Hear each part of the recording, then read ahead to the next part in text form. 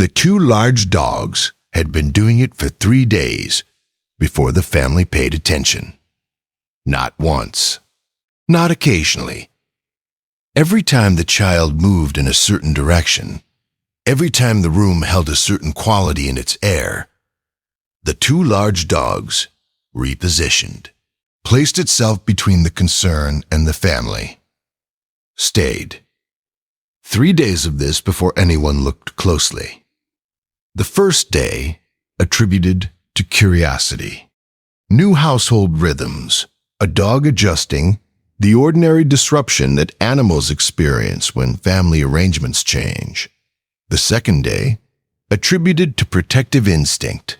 Dogs were protective of children. Everyone said so. The behavior was noted, smiled at, and set aside. The third day, the father sat down and watched. He watched for 40 minutes. He watched the two large dogs navigate the room with a precision that did not belong in the category of instinct or habit. He watched what the two large dogs was paying attention to, and what it was paying attention to was specific and consistent and directed. He called the pediatrician, described the dog's behavior, the doctor said. Not the child's behavior first. The dog's. He described it. The positioning, the attention, the 3 days of returning to the same location with the same focus. And the child, the doctor said. Any changes in the past 72 hours, he thought? He described what he had not connected until this moment. The slight change in energy, the feeding that was a little off, the sleep that was a fraction longer than usual. Come in this morning, the doctor said. The diagnosis was wasp nest under deck eave, caught early, very early, the doctor said. The kind of early that changed outcomes significantly. How did you know to come in? She asked. He described the two large dogs again. The 3 days. The 40 minutes of watching. She looked at the dogs sitting in the waiting room through the window. They detect wasp nest under deck eave through changes in scent chemistry, she said. Changes that present before any human-readable symptom.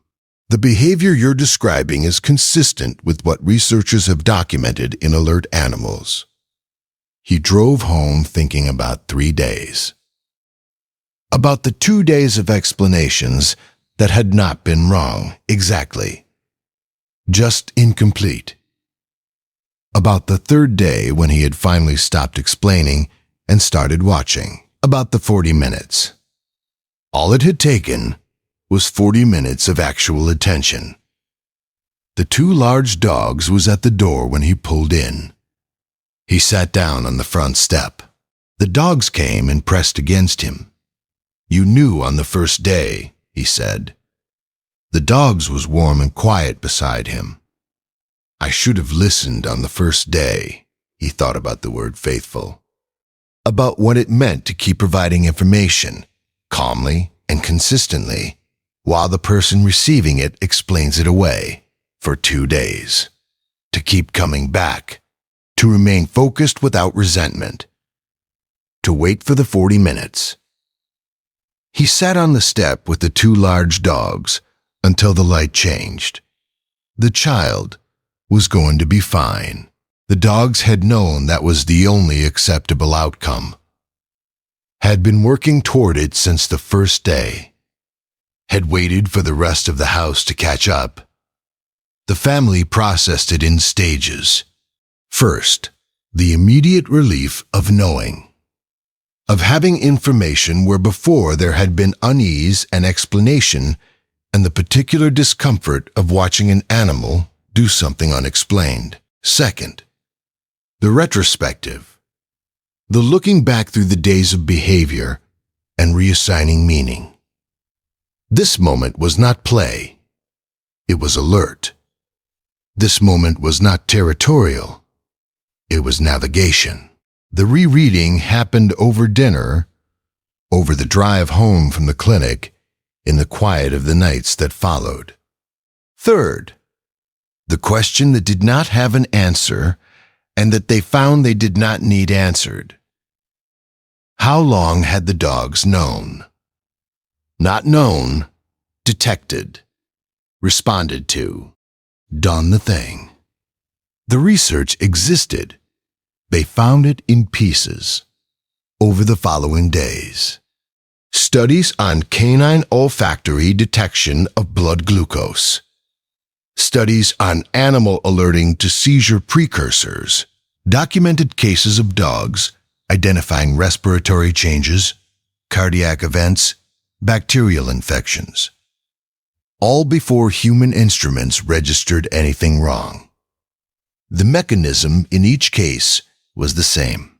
Chemical compounds that shift when physiology changes. Compounds that exist in breath and skin and the microscopic chemistry of a body doing something different than its normal operating state. A dog's nose contains roughly 300 million olfactory receptors. A human nose contains approximately 6 million. The math was simple. The implication was less simple. It meant the dogs had been living in a version of their home that was richer in information than the version they occupied, had been reading, in real time, a chemical record of everyone in the house, had been tracking changes in that record the way a careful person tracks changes in a patient's chart, had flagged the change, had acted on the flagging, had kept acting until someone paid attention. The father sat in the kitchen one evening the week after. The dogs was asleep in his usual place. The house was quiet. He thought about the word alert, about what it meant when applied to an animal rather than an instrument. Instruments beeped. Lights came on. Numbers changed on screens. This had been different. This had been a living thing making a decision about what the information required and then executing the decision, daily, without acknowledgement, without the guarantee that anyone would ever understand what it was doing. Just doing it. Just staying at the post. He looked at the dogs sleeping. He thought about what he owed this animal, not gratitude exactly. Gratitude implied a transaction. And there had been no transaction. The dogs had not done this for gratitude. Had done it because the biology of the house had changed, and the change required response.